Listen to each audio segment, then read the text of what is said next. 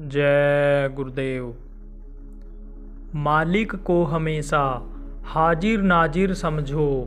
जो मैं कह रहा, कर रहा, बोल रहा हूँ, उसे वो देख सुन रहे हैं तो आपको हर जगह बचाएंगे। संत किसी का बुरा नहीं चाहते। संतों की बातों को लोग अटपटा मान लेते हैं।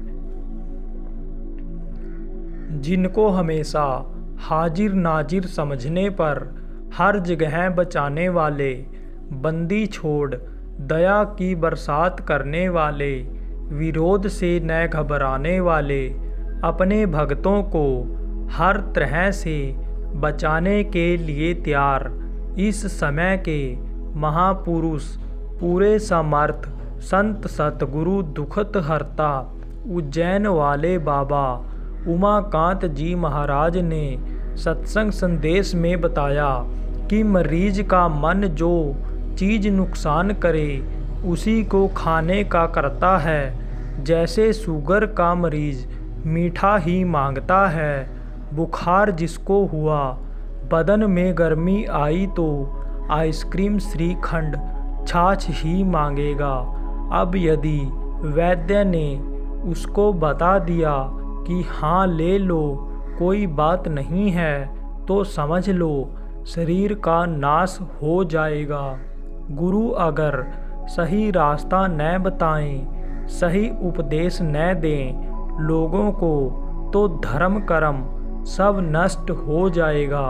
असला मानव धर्म सब खत्म हो जाएगा। तो संतों ने समझाने में कोई कसर नहीं छोड़ी।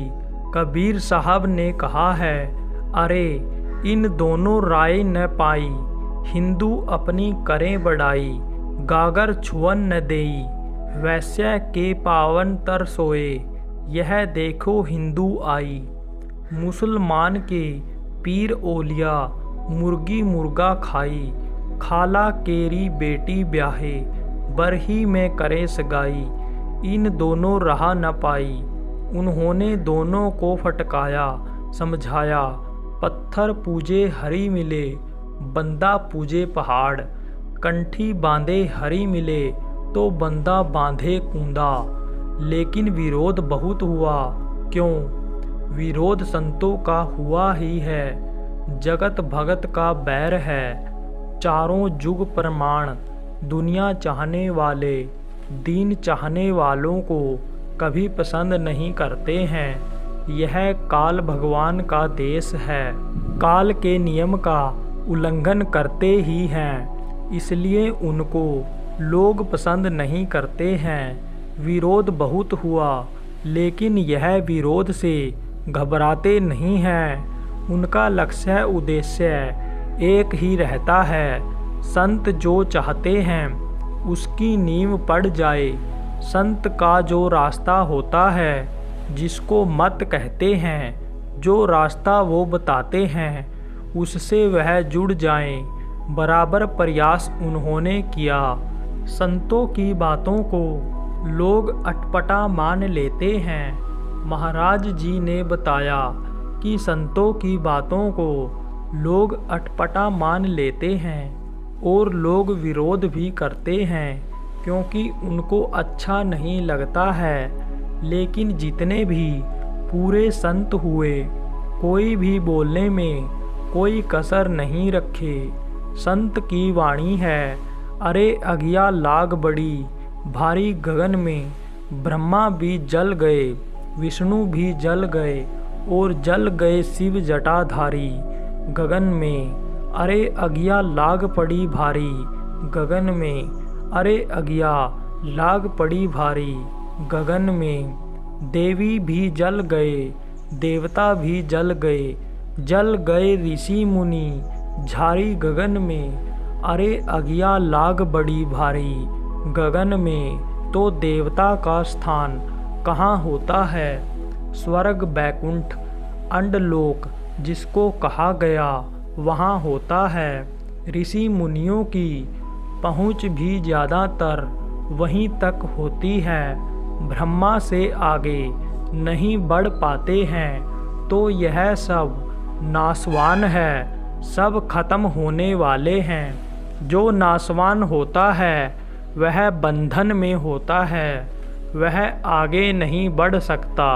तो बंदी छोड़ कौन होते हैं? बंदी छोड़ सतगुरु होते हैं, वह बंधन को तोड़ देते हैं। संत किसी का बुरा नहीं चाहते हैं। महाराज जी ने सत्संग में बताया कि संत जब आते हैं तो उनकी महिमा ऐसे नहीं पता चलती। संत का ऐसे नहीं मालूम होता है कि इनके अंदर पावर शक्ति होगी, इनसे हमारा इतना फ़ायदा भलाई होगी, इसका पता नहीं चलता है। लेकिन जब युक्ति बताते हैं तब मालूम हो जाता है। कहते हैं युक्ति से मुक्ति मिलती है, रहते मनुष्य शरीर में ही हैं। माँ के पेट में बनते पलते बाहर निकलते हैं, इस धरती पर घूमते हैं, आसमान के नीचे रहते हैं। साधारण जीवन होता है, बहुत दिखावे का नहीं, कोई अहंकार नहीं, छोटापन रहता है। सबके सामने लघुता का उदाहरण पेश करते हैं। जो हो सकता है मदद ही करते हैं, बुराई किसी की नहीं चाहते हैं। तो धीरे धीरे जब लोग उनके नज़दीक जाते हैं और लोगों को उनकी दया का अनुभव हो जाता है, तो वही लोग उनको मानने, उनके बारे में अन्य लोगों को बताने लग जाते हैं। संत सत्संग सुनाते हैं और दर्शन का लाभ देते हैं। दृष्टि डालकर स्पर्श करके दया बरसाते हैं। इस तरह से लोगों के अंदर पहले विश्वास भरते हैं। मालिक को हमेशा हाजिर नाजिर समझो। महाराज जी ने बताया कि मालिक को हमेशा हाजिर नाजिर समझो और हृदय में उनको बसाए रखो।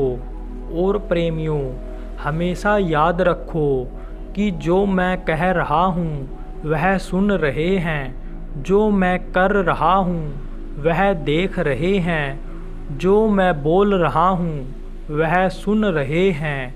तो मालिक को सदैव हाजिर नाजिर समझो। हाजिर नाजिर समझोगे तो वो आपको हर जगह बचाएंगे। उनको भूल जाओगे, पर्दा डाल लोगे तो पर्दा बराबर आँखों के सामने रहेगा। और ब्रह्मा और भूल के माया काल के देश में आप फंस जाओगे। नाम दान ले करके भी आप फंस जाओगे। इसलिए आज का सत्संग इसी बात का है कि गुरु मालिक बचाने वाले को हमेशा याद रखो। गुरु आपको हर तरह से बचाने के लिए तैयार हैं। आपको सोचने की ज़रूरत है, इच्छा प्रकट करो, संकल्प बनाओ इस बात का कि हम बुराई से बचे रहें, इन चीज़ों से बचे रहें, अपने लक्ष्य पर आ जाएं और हम अपने घर पहुंच जाएं, हमारा मनुष्य जीवन सार्थक हो जाए। जय गुरुदेव।